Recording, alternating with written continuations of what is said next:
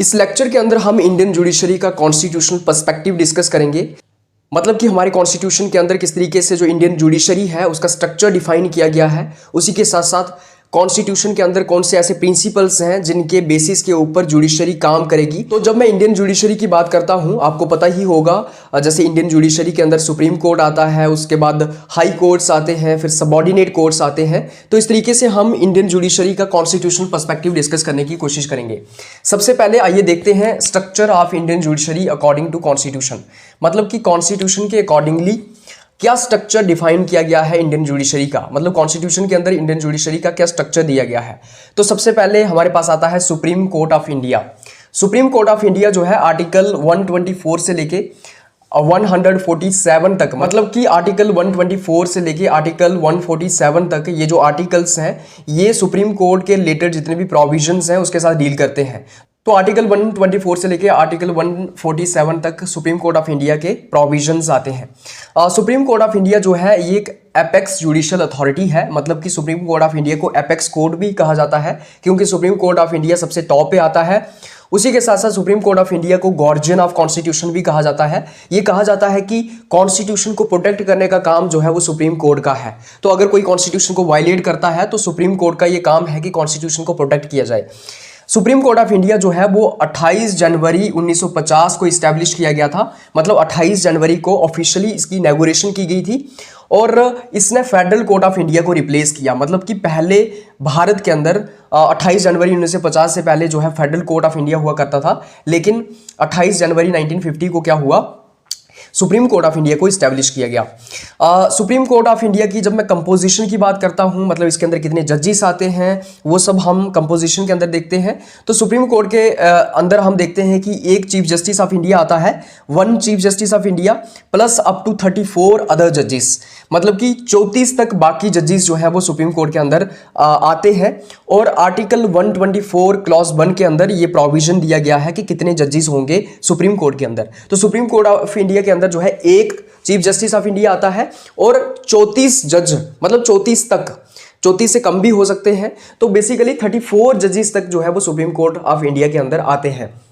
Article 124 clause 1 के अंदर ये जो एक चीफ जस्टिस होगा और 34 तक जो है वो जजेस होंगे उसका प्रोविजन दिया गया है। इनको अपॉइंट कौन करता है, सुप्रीम कोर्ट के जजेस को अपॉइंट कौन करता है, तो वो करता है प्रेसिडेंट ऑफ इंडिया।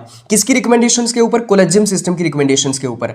अब देखो प्रेसिडेंट ऑफ इंडिया जजेस को अपॉइंट तो करता है लेकिन अपने हिसाब से नहीं कर सकता, उसको कोलेजियम सिस्टम की रिकमेंडेशंस लेनी होती है। कोलेजियम सिस्टम के अंदर कौन आता है, तो एक चीफ जस्टिस आता है प्लस 4 सीनियर मोस्ट जजेस ऑफ सुप्रीम कोर्ट।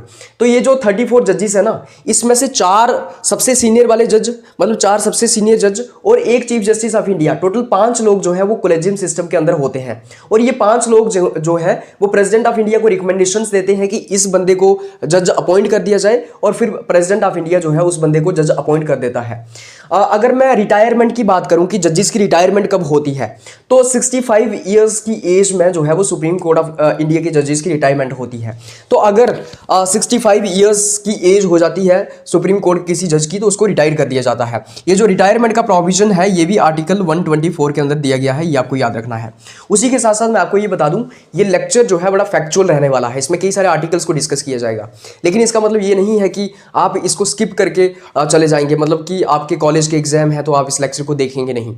ये लेक्चर काफ़ी रेलिवेंट है। क्यों रेलिवेंट है, क्योंकि सिविल सर्विसेज के अंदर, उसी के साथ साथ यूपीएससी के अंदर जो स्टेट पीसीएस होते हैं, मतलब स्टेट के लेवल पे जो सिविल सर्विसेज के एग्जाम होते हैं, जो सीयूईटी पीजी होता है, वहाँ पे डायरेक्टली क्वेश्चंस आते हैं यहाँ से, इन आर्टिकल से। तो जितने भी आपके इंडिया के अंदर एग्जाम्स होते हैं ना, मतलब डायरेक्टली क्वेश्चंस आते हैं यहाँ से। जैसे अगर मैं ओरिजिनल जुरिस्डिक्शन की बात करूँ, 28 जनवरी 1950 को supreme court of India establish हुआ था, सीयूईटी पीजी में डायरेक्टली क्वेश्चन पूछा गया था, कोलेजियम सिस्टम, कितने जजेस होते हैं। तो basically this lecture is very important and very relevant. तो आप इस लेक्चर को स्किप मत करना, बाकी आपकी मर्जी है, करना होगा तो कर लेना। उसके बाद अगर जुरिस्डिक्शन की मैं बात करूँ तो सुप्रीम कोर्ट की क्या जुरिस्डिक्शन होती है, मतलब सुप्रीम कोर्ट के अंडर क्या मैटर्स आते हैं, सुप्रीम कोर्ट की पावर्स क्या है, या फिर ओवरऑल तरीके से उसकी जुरिस्डिक्शंस क्या है। तो सबसे पहले उसकी आती है ओरिजिनल जुरिस्डिक्शन।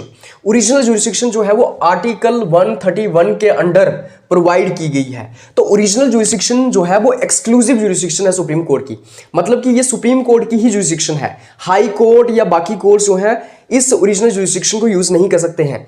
ये जो ओरिजिनल जुरिस्डिक्शन है जो आर्टिकल 131 के अंदर आती है, इसमें हम देखते हैं कि सुप्रीम कोर्ट जो सेंटर और स्टेट्स के बीच डिस्प्यूट्स चल रहे हैं, जो फेडरल डिस्प्यूट्स हैं उनको सॉल्व करता है। उसी के साथ साथ अगर अलग अलग स्टेट्स के आपस में ही कोई डिस्प्यूट्स चल रहे हैं तो उसको सॉल्व किया जाता है। सो बेसिकली कहने का मतलब ये है कि मान लो सेंटर और स्टेट के बीच में कोई डिस्प्यूट चल रहा है, वो सुप्रीम कोर्ट के द्वारा ही सॉल्व किया जाएगा। एक्सक्लूसिव जुरिस्डिक्शन है सुप्रीम कोर्ट की उसके ऊपर। तो ओरिजिनल जुरिस्डिक्शन का वो पार्ट है, मतलब कि अगर सेंटर और स्टेट्स के बीच में कोई डिस्प्यूट चल रहा है या स्टेट्स का आपस में कोई डिस्प्यूट चल रहा है, उसको सिर्फ और सिर्फ सुप्रीम कोर्ट ही सॉल्व कर सकता है और वो ओरिजिनल जुरिस्डिक्शन का पार्ट है, ये आपको याद रखना है। उसके बाद सेकंड इसके अंदर आती है एपिलेट जुरिस्डिक्शन। ये आती है आर्टिकल 32 से लेकर आर्टिकल 34 तक, मतलब आर्टिकल 32, आर्टिकल 33, आर्टिकल 34, इन 3 आर्टिकल्स के अंदर जो है एपिलेट जुरिस्डिक्शन आती है सुप्रीम कोर्ट की। एपिलेट जुरिस्डिक्शन का मतलब क्या हुआ? एपिलेट जुरिस्डिक्शन आपको यहाँ पे जो इसका वर्ड है, टर्मिनोलॉजी है, यहाँ से ही पता चल रहा होगा, मतलब कि अपील्स की जाती हैं सुप्रीम कोर्ट में। तो मान लो कि हाई कोर्ट ने कोई फैसला दिया और वो फैसला जो है उससे लोग सेटिस्फाइड नहीं है या फिर उसको चैलेंज किया जाता है, तो उसकी अपील जो है वो सुप्रीम कोर्ट में आती है। जैसे अगर मैं कॉन्स्टिट्यूशनल मैटर्स की बात करूं तो कॉन्स्टिट्यूशनल मैटर्स की अपील जो है वो सुप्रीम कोर्ट में जाती है और कॉन्स्टिट्यूशनल मैटर्स की अपील जो है अंडर आर्टिकल 132 जो है वो सुप्रीम कोर्ट में जाती है। उसके बाद सिविल केसेस या सिविल मैटर्स की 133 आर्टिकल 133 के तहत, उसके बाद क्रिमिनल केसेस की आर्टिकल 134 के तहत। तो क्रिमिनल केसेस की, सिविल केसेस की और कॉन्स्टिट्यूशनल केसेस की अपील कहाँ जाती है? सुप्रीम कोर्ट में जाती है। कॉन्स्टिट्यूशनल मैटर्स की अपील किस आर्टिकल के अंडर दी गई है? 132 के अंदर। सिविल केसेस की आर्टिकल 133 के अंदर और क्रिमिनल केसेस की आर्टिकल 134 के अंदर। उसके बाद थर्ड इसकी आती है एडवाइजरी जुरिस्डिक्शन। एडवाइजरी जुरिस्डिक्शन यहां से भी आपको वर्ड से या टर्मिनोलॉजी से ही पता चल रहा है। एडवाइजरी जुरिस्डिक्शन का मतलब ये हुआ कि सुप्रीम कोर्ट अपनी एडवाइस देता है। सो एडवाइजरी जुरिस्डिक्शन जो है वो आर्टिकल 143 के अंदर आती है। ये जो एडवाइजरी जुरिस्डिक्शन है इसमें क्या होता है? प्रेसिडेंट में seek advice from supreme court. तो प्रेसिडेंट जो है किसी भी मैटर के ऊपर, किसी लीगल मैटर के ऊपर, किसी कॉन्स्टिट्यूशनल मैटर के ऊपर सुप्रीम कोर्ट की एडवाइस मतलब सलाह मांग सकता है। अब देखो, ये जो प्रेसिडेंट सुप्रीम कोर्ट से सलाह मांग रहा है ना, सुप्रीम कोर्ट ये सलाह दे भी सकता है, नहीं भी दे सकता है, और जो सलाह दी गई है ये प्रेसिडेंट के ऊपर बाइंडिंग नहीं है कि प्रेसिडेंट को ये माननी ही होगी, मतलब कि ये ऑप्शनल है। प्रेसिडेंट ने जो सलाह मांगी है, अगर सुप्रीम कोर्ट वो सलाह देता है, एडवाइस देता है, तो प्रेसिडेंट उसको मान भी सकता है, नहीं भी मान सकता है। और प्रेसिडेंट जब एडवाइस मांगता है सुप्रीम कोर्ट से, तो सुप्रीम कोर्ट उस मैटर के ऊपर एडवाइस दे भी सकता है, नहीं भी दे सकता है। तो ये ऑप्शनल है यहाँ पे। उसके बाद यहाँ पे फोर्थ आता है रिट जुरिस्डिक्शन।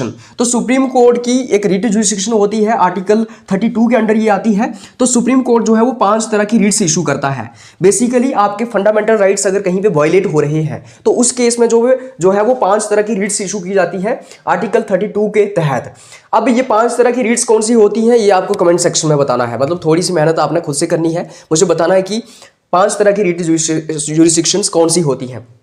उसके बाद इसके अंदर फिफ्थ आता है जुडिशियल रिव्यू। तो सुप्रीम कोर्ट के पास जुडिशियल रिव्यू की पावर है, मतलब कि सुप्रीम कोर्ट किसी भी लॉ को रिव्यू कर सकता है। मान लो पार्लियामेंट कोई लॉ पास करता है तो सुप्रीम कोर्ट जो है उस लॉ को रिव्यू कर सकता है। मतलब कि मान लो पार्लियामेंट ने कोई लॉ पास किया जो कि कॉन्स्टिट्यूशन को वायलेट करता था, तो सुप्रीम कोर्ट के पास ये जुरिस्डिक्शन है, ये पावर है कि वो जुडिशियल रिव्यू का इस्तेमाल करके जो है उस लॉ को रिव्यू कर सकता है। और अगर सुप्रीम कोर्ट को लगता है कि पार्लियामेंट के लॉ ने कॉन्स्टिट्यूशन को वायलेट करने की कोशिश की है तो सुप्रीम कोर्ट उस लॉ को नल एंड वॉइड डिक्लेयर कर सकता है, मतलब कि उस लॉ को जो है नलीफाई कर सकता है। तो ये सुप्रीम कोर्ट का सारा स्ट्रक्चर आता है।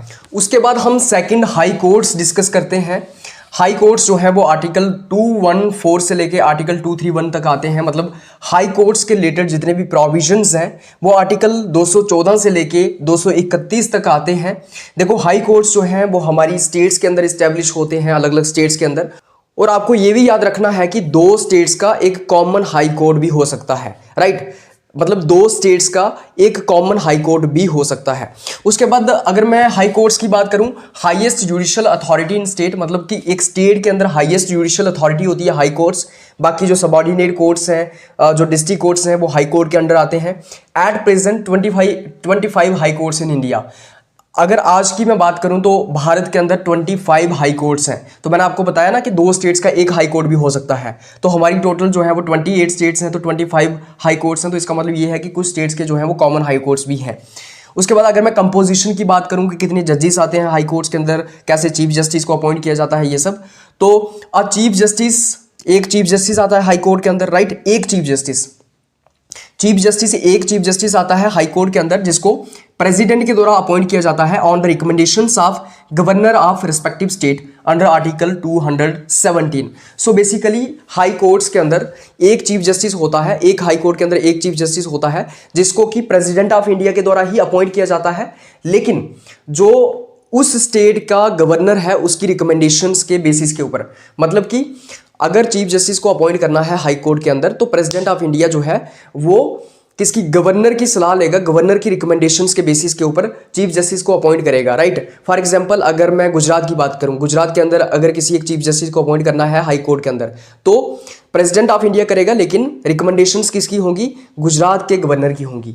उसके बाद ये आर्टिकल 217 के अंदर आता है प्रोविजन, मतलब चीफ जस्टिस वाला किस तरीके से इसको अपॉइंट करना है ये सब। उसके बाद अदर जजेस as determined by president. So basically बाकी कितने जजेस होंगे इसका कोई टर्म फिक्स नहीं है, मतलब इसका कोई फिक्स नहीं है कि कितने जजेस और होंगे हाई कोर्ट के अंदर, ये प्रेसिडेंट के द्वारा डिटरमाइन किया जाता है टाइम टू टाइम। तो मान लो कि किसी हाई कोर्ट के अंदर ज़्यादा प्रेशर है तो वहाँ पे ज़्यादा जजेस होंगे, कहीं पे कम प्रेशर है वहाँ पे कम जजेस होंगे। सो ये प्रेसिडेंट डिफाइन करता है कि कितने जजेस किस हाई कोर्ट में होंगे। अगर मैं रिटायरमेंट की बात करूं सो 62 ईयर्स की एज में जो है वो जजेस ऑफ हाई कोर्ट जो है वो रिटायर होते हैं। ये भी आर्टिकल 217 के अंदर प्रोविजन आता है रिटायरमेंट का। तो मैंने आपको सुप्रीम कोर्ट के जज की रिटायरमेंट की एज बताई थी, वो थी 65 ईयर्स, लेकिन हाई कोर्ट के जजों की रिटायरमेंट की उम्र कितनी होती है, वो होती है 62 साल। अगर मैं oldest high court of India की बात करूं, सबसे पुराना हाई कोर्ट इंडिया का कौन सा था, तो वो था कलकत्ता हाई कोर्ट, जिसको 1862 में एस्टैब्लिश किया गया था। तो ये एक एक्स्ट्रा इन्फॉर्मेशन है जो आपको याद रखनी है कि भारत का सबसे पुराना हाई कोर्ट कौन सा था, वो था कलकत्ता हाई कोर्ट, 1862 में इसको इस्टेब्लिश किया गया था। उसके बाद अगर मैं जुरिस्डिक्शन ऑफ हाई कोर्ट की बात करूं तो क्या जुरिस्डिक्शन है हाई कोर्ट की, सबसे पहले इसकी ओरिजिनल जुरिस्डिक्शन आती है, लेकिन आपको याद रखना है कि इसकी जो ओरिजिनल जुरिस्डिक्शन होती है वो एक्सक्लूसिव नहीं होती है, नॉट एक्सक्लूसिव। जैसे अगर मैं सुप्रीम कोर्ट की बात करूं तो सुप्रीम कोर्ट की जो ओरिजिनल जुरिस्डिक्शन है वो एक्सक्लूसिव है, मतलब ओरिजिनल जुरिस्डिक्शन जो है वो सुप्रीम कोर्ट ही उसके ऊपर क्या कर सकता है, जो है वो उसके ऊपर फैसले सुना सकता है, उस ओरिजिनल जुरिस्डिक्शन का यूज कर सकता है। लेकिन हाई कोर्ट की ओरिजिनल जुरिस्डिक्शन लिमिटेड होती है और एक्सक्लूसिव नहीं होती है। जैसे कि इसका काम है फंडामेंटल राइट्स को इन्फोर्स करना आर्टिकल 226 के तहत, मतलब कि ये भी रिट्स इशू कर सकता है और फंडामेंटल राइट्स को इन्फोर्स कर सकता है। मतलब अगर किसी का फंडामेंटल राइट वायलेट हो रहा है तो उसको इन्फोर्स करने का काम हाई कोर्ट भी करते हैं। आर्टिकल 226 के अंदर ये प्रोविजन दिया गया है, ये ओरिजिनल जुरिस्डिक्शन का पार्ट है। उसके बाद disputes related to wills, marriage, divorce, तो जितने भी आपकी जो प्रॉपर्टी के रिलेटेड डिस्प्यूट्स हैं, है ना, उसके साथ जो मैरिज के रिलेटेड डिस्प्यूट्स हैं, डाइवोर्स के रिलेटेड डिस्प्यूट्स हैं, वो भी सुप्रीम कोर्ट जो है वो हाई कोर्ट सॉल्व करने की कोशिश करता है। लेकिन हाई कोर्ट सिर्फ हाई कोर्ट ही इन डिस्प्यूट्स को सॉल्व करने की सिर्फ हाई कोर्ट ही इन डिस्प्यूट्स को सॉल्व नहीं करता है, बल्कि सुप्रीम कोर्ट भी करता है। तो इसलिए ये एक्सक्लूसिव जुरिस्डिक्शन नहीं है हाई कोर्ट की।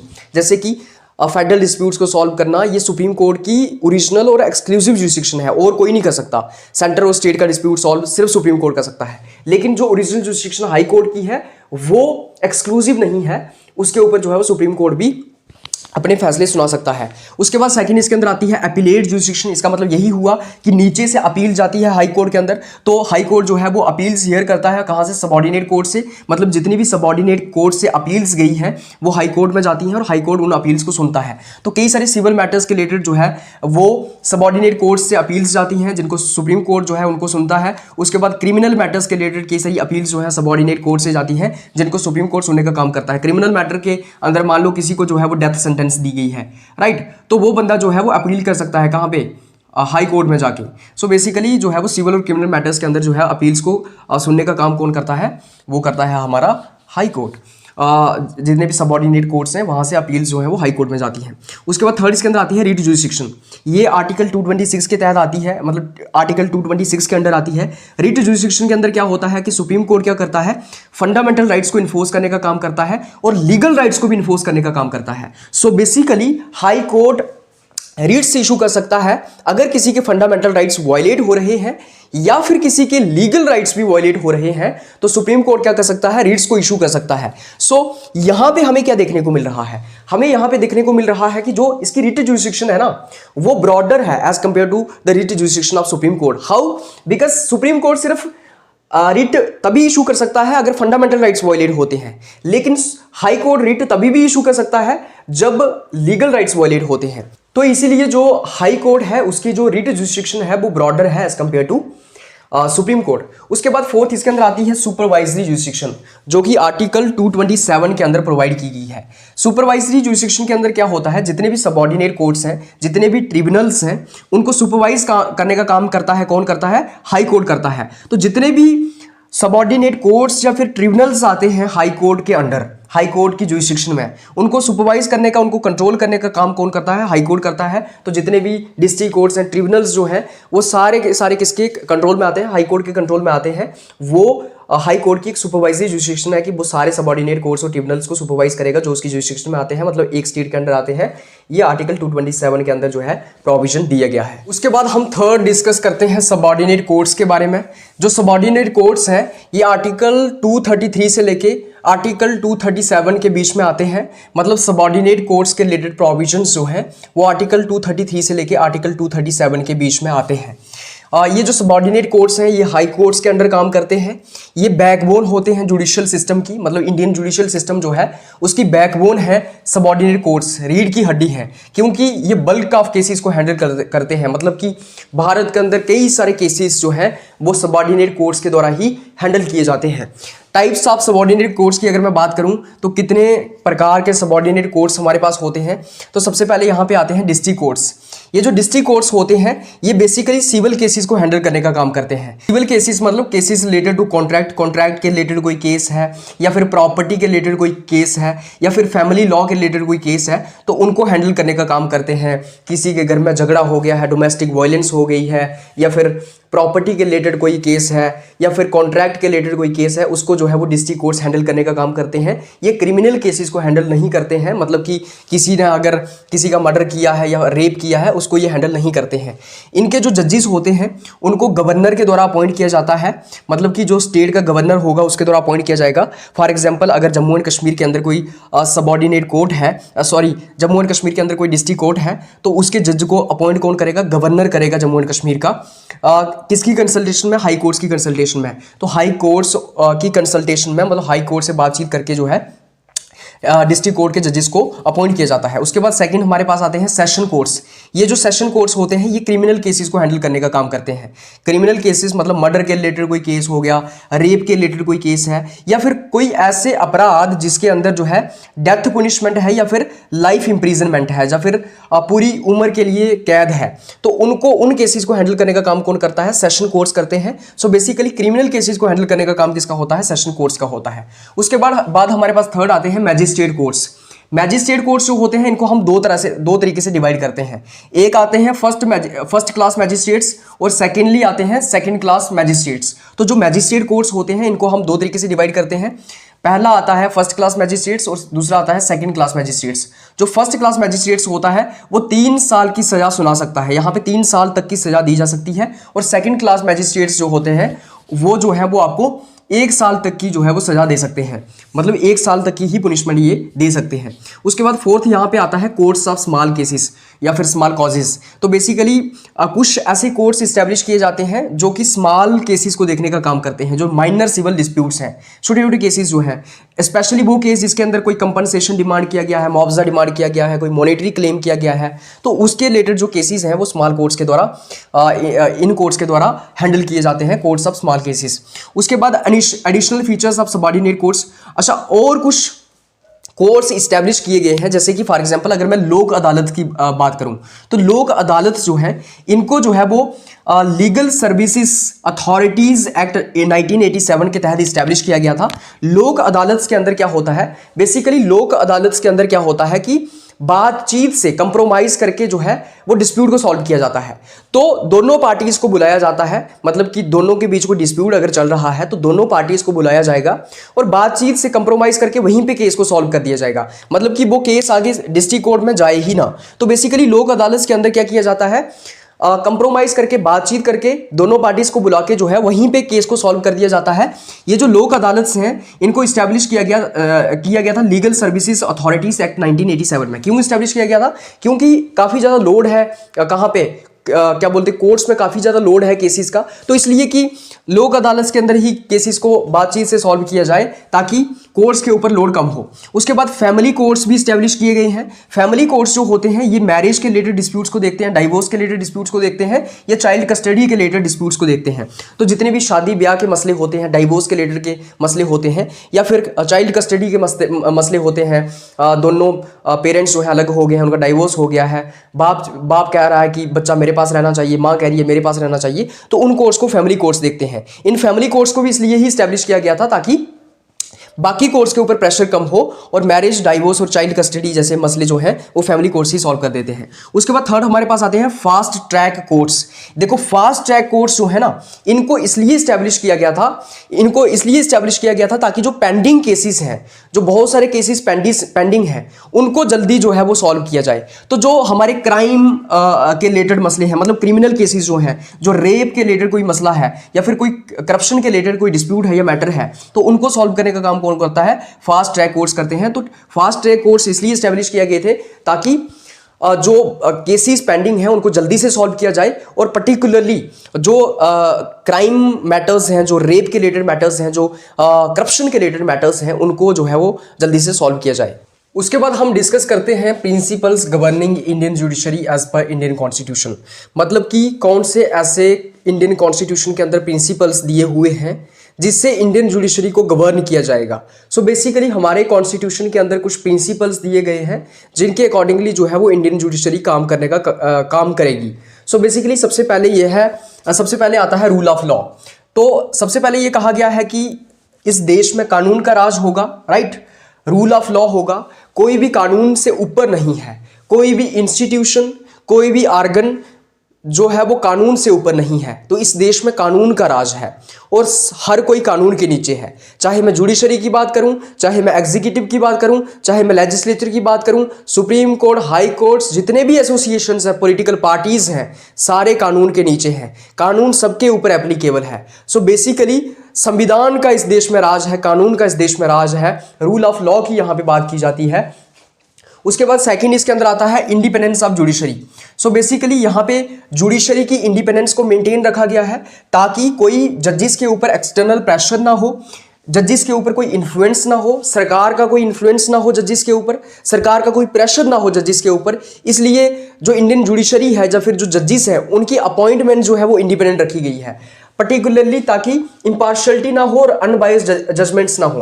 मतलब ऐसा ना हो कि जजेस जो हैं वो किसी पॉलिटिकल पार्टी के कहने पे गलत जजमेंट्स दे दें या फिर बायस्ड जजमेंट्स दे दें, या इम्पार्शलिटी हमें देखने को मिले जजेस के अंदर। इसलिए जो है वो जजेस की इंडिपेंडेंस को इंश्योर किया गया है, जुडिशरी की इंडिपेंडेंस को इंश्योर किया गया है। हम देखते हैं कि सेकंड जज केस के अंदर क्या होता है। सेकंड जज केस जो था 1993 का, उसके अंदर जो है वो कोलेजियम सिस्टम को इंट्रोड्यूस किया जाता है। तो जजेस की अपॉइंटमेंट के लिए कोलेजियम सिस्टम को इंट्रोड्यूस किया जाता है ताकि सरकार का कोई इन्फ्लुएंस ना हो जजेस के ऊपर और जजेस को इंडिपेंडेंटली अपॉइंट किया जाए, right. So basically collegium system ने क्या किया है कि इंडिपेंडेंस ऑफ जुडिशरी को स्ट्रेंथन करने का काम किया है। सेकंड जज केस के अंदर कोलेजियम सिस्टम को इंट्रोड्यूस किया जाता है। तो अब क्या होगा कि जो भी जजेस अपॉइंट किए जाएंगे वो कोलेजियम सिस्टम के बेसिस के ऊपर किए जाएंगे। कोलेजियम सिस्टम के अंदर एक चीफ जस्टिस ऑफ इंडिया होंगे प्लस 4 अदर सीनियर मोस्ट जजेस होंगे, राइट। और इनकी रिकमेंडेशन के ऊपर ही किसी एक जज को अपॉइंट किया जाएगा ताकि सरकार अपॉइंट ना करे जज को। सरकार अगर जजेस को अपॉइंट करेगी तो फिर जजेस सरकार के लिए काम करेंगे। किसी वकील को उठा के सरकार ने जज बना दिया और कहा कि हमारे लिए काम करना। आर्टिकल 50 ये क्लियरली कहता है, आर्टिकल 50 जो है वो डीपीएसपीस के अंदर आता है। आर्टिकल 50 ये क्लियरली कहता है कि हमें एग्जीक्यूटिव और जुडिशरी की सेपरेशन को मेंटेन करके रखना है। मतलब जुडिशरी के अंदर एग्जीक्यूटिव का कोई इन्फ्लुएंस नहीं होना चाहिए। उसके बाद थर्ड इसके अंदर आता है सेपरेशन ऑफ पावर। तो सेपरेशन ऑफ पावर को इंश्योर करना है। जुडिशरी का ये काम है कि सेपरेशन ऑफ पावर को इंश्योर किया जाए। जो 3 ऑर्गन्स हैं गवर्नमेंट के, एग्जीक्यूटिव, लेजिस्लेचर और जुडिशरी, इन 3 ऑर्गन्स के बीच जो है वो क्या किया जाए, इन 3 ऑर्गन्स के बीच जो है वो पावर को क्या किया जाए, सेपरेट करके रखना है। जुडिशरी का ये काम है कि तीनों ऑर्गन्स जो हैं, लेजिस्लेटिव, एग्जीक्यूटिव और जुडिशरी, अपनी कॉन्स्टिट्यूशनल लिमिट्स के अंदर काम करें, अपनी कॉन्स्टिट्यूशनल बाउंड्रीज के अंदर काम करें। सो बेसिकली यहाँ पे सेपरेशन ऑफ पावर जो है ये भी एक प्रिंसिपल दिया गया है हमारे कहाँ पे, हमारे जुडिशियल सिस्टम के अंदर, उसके हमारे कॉन्स्टिट्यूशन के अंदर। उसके बाद फोर्थ इसके अंदर आता है जुडिशियल रिव्यू। जुडिशियल रिव्यू की पावर है सुप्रीम कोर्ट के पास। जुडिशियल रिव्यू की पावर है जो हमारी इंडियन जुडिशरी है उसके पास। अगर कोई भी ऐसा कानून पार्लियामेंट बनाता है जो कि हमारा संविधान है उसको वॉयलेट करता है, हमारे फंडामेंटल राइट्स को वॉयलेट करता है, उसको नल एंड वॉइड डिक्लेयर कर सकती है जुडिशरी। हम देखते हैं कि जुडिशियल रिव्यू जो है वो आर्टिकल 13 के अंदर दिया गया है, आर्टिकल 32 के अंदर दिया गया है, आर्टिकल 226 के अंदर दिया गया है। तो जुडिशियल रिव्यू जो है इन 3 आर्टिकल से जो है वो निकाला गया है और जुडिशियल रिव्यू के अंदर जो है वो सुप्रीम कोर्ट या हाई कोर्ट किसी भी सरकार के लॉ को जो है वो रिव्यू कर सकते हैं। अगर वो लॉ सही नहीं है, कॉन्स्टिट्यूशनली वैलिड नहीं है, तो उसको नलीफाइड डिक्लेयर किया जा सकता है। हम देखते हैं कि Golaknath versus state of Punjab case 1967 में पार्लियामेंट ये जो केस था Golaknath versus state of Punjab case 1967 का, इसके अंदर ये कहा गया कि पार्लियामेंट फंडामेंटल राइट्स को अमेंड नहीं कर सकती है। तो पार्लियामेंट जो है आपसे आपके फंडामेंटल राइट्स को नहीं छीन सकती है, स्नैच नहीं कर सकती है। तो इस तरीके से हम देखते हैं कि जुडिशियल रिव्यू का एक प्रिंसिपल हमारे इंडियन कॉन्स्टिट्यूशन के अंदर डाला गया है। उसके बाद नेचुरल जस्टिस हमें देखने को मिलता है। नेचुरल जस्टिस का प्रिंसिपल यहाँ पे हमें देखने को मिलता है कि जब भी लॉज बनाए जाते हैं या लॉज को इंप्लीमेंट किया जाता है तो उसके अंदर फेयरनेस होनी चाहिए। मतलब लॉज जो है वो आर्बिट्रेरी नहीं होने चाहिए, वो जनता के हित में होने चाहिए, जनता के ऑपरेशन में नहीं होने चाहिए, उससे जनता का शोषण नहीं होना चाहिए। जो लॉज बनाए जा रहे हैं, जो सरकार के द्वारा कानून बनाए जा रहे हैं, वो लोगों के भले के लिए होने चाहिए। तो एक फेयर प्रोसेस होना चाहिए लॉज के अंदर। मनेका गांधी केस के अंदर सुप्रीम कोर्ट ने कहा कि नेचुरल जस्टिस जो है, मतलब नेचुरल जस्टिस को उसने क्या किया, सुप्रीम कोर्ट ने रीइंफोर्स करने का काम किया। ये कहा कि नेचुरल जस्टिस को मद्देनजर रखते हुए लॉज को बनाना है। उसके बाद 6th हमें देखने को मिलता है इक्वलिटी बिफोर लॉ।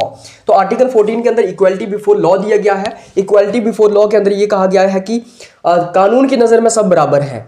कोई भी कानून की नज़र में जो है वो कानून की नज़र में सब बराबर हैं। कानून किसी के साथ भेदभाव नहीं करता है। अंबानी के बेटे को भी और एक गरीब के बेटे को भी एक ही नज़र से देखा जाएगा। दोनों कानून की नज़र में बराबर हैं। तो इक्वलिटी बिफोर लॉ का मतलब ये हुआ कि कानून की नज़र में सारे लोग बराबर हैं। उसके बाद हमें देखने इक्वलिटी बिफोर लॉ के अंदर एक और आता है, एक आता है इक्वलिटी बिफोर लॉ। उसके साथ आर्टिकल 14 के अंदर इक्वल प्रोटेक्शन ऑफ लॉज भी आता है। यह कहा जाता है कि जो लोग समाज में पीछे रह गए हैं उनको ऊपर भी लाना है। किसको? उनको ऊपर भी लाना है सरकार को। So basically equal should be treated equally and unequal should be treated unequally वाला कंसेप्ट यहाँ पे आता है। सो ओवरऑल तरीके से आपको ये याद रखना है कि इक्वलिटी बिफोर लॉ के अंदर ये कहा जाता है कि कानून की नज़र में सब बराबर हैं। उसके बाद 7th इसके अंदर आता है एक्सेस टू जस्टिस। तो सभी के लिए जस्टिस एक्सेसिबल होना चाहिए, अफोर्डेबल होना चाहिए, इंक्लूसिव होना चाहिए। जस्टिस सभी को मिलना चाहिए। ऐसा नहीं है कि गरीब को जस्टिस नहीं मिल रहा है, अमीर को जस्टिस मिल रहा है। उसी के साथ साथ हम देखते हैं कि आर्टिकल 39A के अंदर जो है फ्री लीगल एड का प्रोविजन दिया गया है। ये कहा गया है आर्टिकल 39A जो है DPSP के अंदर आता है। तो ये कहा गया है कि सरकार जो है फ्री लीगल एड प्रोवाइड करेगी लोगों को। उसके बाद अगर मैं SP Gupta versus union of India case 1981 की बात करूं तो इसके अंदर PIL पब्लिक इंटरेस्ट लिटिगेशन को जो है वो इंट्रोडक्शन किया गया PIL का, पब्लिक इंटरेस्ट लिटिगेशन का, ताकि जस्टिस जो है वो सभी के लिए एक्सेसिबल हो सके और जो मार्जिनलाइज सेक्शन है समाज के अंदर उनको भी जस्टिस जो है मिल सके, उनके लिए भी जस्टिस एक्सेसिबल हो सके। उसके बाद नेक्स्ट प्रिंसिपल इसके अंदर आता है फेयर ट्रायल। तो यहाँ पे ये कहा जाता है कि सभी का फेयर ट्रायल होना चाहिए, राइट। सभी को न्याय मिलना चाहिए और फेयर तरीके से सभी को न्याय मिलना चाहिए। बेसिकली यहाँ पे ये कहा जा रहा है कि हर किसी का फेयर ट्रायल जो है एक फंडामेंटल राइट है, आर्टिकल 21 के अंदर दिया गया है। सो बेसिकली हर किसी का एक फेयर तरीके से ट्रायल होना चाहिए। मतलब कि अगर किसी ने जुर्म किया है तो उसको प्रॉपर फेयर तरीके से उसका ट्रायल होना चाहिए, राइट। उसकी सुनवाई तो होनी चाहिए। तो हर किसी का फंडामेंटल राइट है फेयर ट्रायल। तो अगर मैंने कोई जुर्म किया है तो मेरा प्रॉपर तरीके से उसके ऊपर सुनवाई होनी चाहिए। फैक्ट्स के बेसिस के ऊपर जजमेंट्स दी जाए, मतलब कि फैक्ट्स के साथ प्रूफ किया जाए कि मैंने गलत किया है या नहीं किया है। तो हर किसी का फेयर ट्रायल होना चाहिए, ये यहाँ पे कहा जाता है। उसके बाद यहाँ पे कहा जाता है सुप्रीमेसी ऑफ कॉन्स्टिट्यूशन, कि कॉन्स्टिट्यूशन जो है वो सुप्रीम है, कॉन्स्टिट्यूशन सबके ऊपर है, कॉन्स्टिट्यूशन के अकॉर्डिंगली सब कुछ चलेगा इस देश में। जुडिशरी, एग्जीक्यूटिव, लेजिस्लेचर सब कोई कॉन्स्टिट्यूशन के हिसाब से काम करेगा। कॉन्स्टिट्यूशन के बिना कोई पत्ता भी नहीं हिल सकता है। पत्ता भी नहीं हिल सकता है ये तो अलग बात हो गई, पत्ते को तो हवा हिलाई देती है। लेकिन सुप्रीमेसी ऑफ कॉन्स्टिट्यूशन का मतलब ये हुआ कि हर कोई जो है वो कॉन्स्टिट्यूशन के अंडर काम करेगा। आर्टिकल 13 हमारे कॉन्स्टिट्यूशन के अंदर प्रोवाइड किया गया है। ये कहा जाता है कि अगर कोई भी कॉन्स्टिट्यूशन को वायलेट करने का काम करता है, अगर कोई भी कॉन्स्टिट्यूशन को वायलेट करता है तो आर्टिकल 13 के तहत जुडिशियल रिव्यू का इस्तेमाल करके सुप्रीम कोर्ट जो है वो उस लॉ को जो है वो नल एंड वॉइड डिक्लेयर कर सकता है। सो बेसिकली यहाँ पे ये कहा गया है कि कोई भी अगर कॉन्स्टिट्यूशन को वायलेट करता है तो उस कानून को जो है, अगर कोई लॉ है ऐसा जो कॉन्स्टिट्यूशन को वायलेट करता है, तो उसको नलीफाई कर दिया जाएगा सुप्रीम कोर्ट के द्वारा या हाई कोर्ट के द्वारा। तो उसको जो है क्या किया जाएगा, नल एंड वॉइड डिक्लेयर कर दिया जाएगा। उसके बाद यहाँ पे डॉक्ट्रिन ऑफ बेसिक स्ट्रक्चर आपने सुना होगा, केशवानंद भारती केस 1973 में डॉक्ट्रिन ऑफ बेसिक स्ट्रक्चर को जो है वो इनोवेट किया गया। और डॉक्ट्रिन ऑफ बेसिक स्ट्रक्चर के अंदर ये कहा गया कि कॉन्स्टिट्यूशन क्या कोई कॉन्स्टिट्यूशन के अंदर कुछ ऐसी वैल्यूज हैं जो कॉन्स्टिट्यूशन का बेसिक स्ट्रक्चर बनाती हैं, और उस डॉक्ट्रिन ऑफ बेसिक स्ट्रक्चर को अमेंड नहीं किया जा सकता है। उस डॉक्ट्रिन ऑफ बेसिक स्ट्रक्चर को जो है वो क्या नहीं किया जा सकता है, उसको जो है वो वायलेट नहीं किया जा सकता है, अमेंड नहीं किया जा सकता है। मतलब कॉन्स्टिट्यूशन के अंदर कुछ ऐसी वैल्यूज हैं जिनको अमेंड नहीं किया जा सकता है, जिनको जो है कॉन्स्टिट्यूशन के अंदर वायलेट नहीं किया जा सकता है। For example rule of law हो गया, सेपरेशन ऑफ पावर हो गया, तो ये सब फेडरलिज्म हो गया, राइट। उसी के साथ साथ कॉन्स्टिट्यूशनलिज्म हो गया, तो उसको जो है वो वायलेट नहीं किया जा सकता है। उसके बाद यहाँ पे आता है presumption of innocence. Presumption of innocence का मतलब ये हुआ कि जब तक कोई अक्यूज्ड गिल्टी प्रूफ नहीं होता है, जब तक कोई गिल्टी प्रूफ नहीं होता है, तब तक उसको जो है वो उसको तब तक जो है वो अपराधी नहीं माना जाएगा। कहने का मतलब ये हुआ कि जब तक ये प्रूफ नहीं होता है कोर्ट में एविडेंसेस के तहत, मतलब कि पूरे के पूरे एविडेंसेस के तहत अगर ये प्रूफ नहीं होता है कि किसी ने जुर्म किया है या नहीं किया है, तब तक उसको जो है वो अपराधी नहीं माना जाएगा। फॉर एग्जाम्पल, मैंने कोई जुर्म किया है, मैं अक्यूज हूं, मेरा केस चल रहा है कोर्ट के अंदर, लेकिन जब तक वो प्रूफ नहीं होगा तब तक मुझे इनोसेंट ही माना जाएगा, तब तक मुझे जो है क्या बोलते अपराधी नहीं माना जा सकता है। उसके बाद यहाँ पे आता है स्पीडी जस्टिस।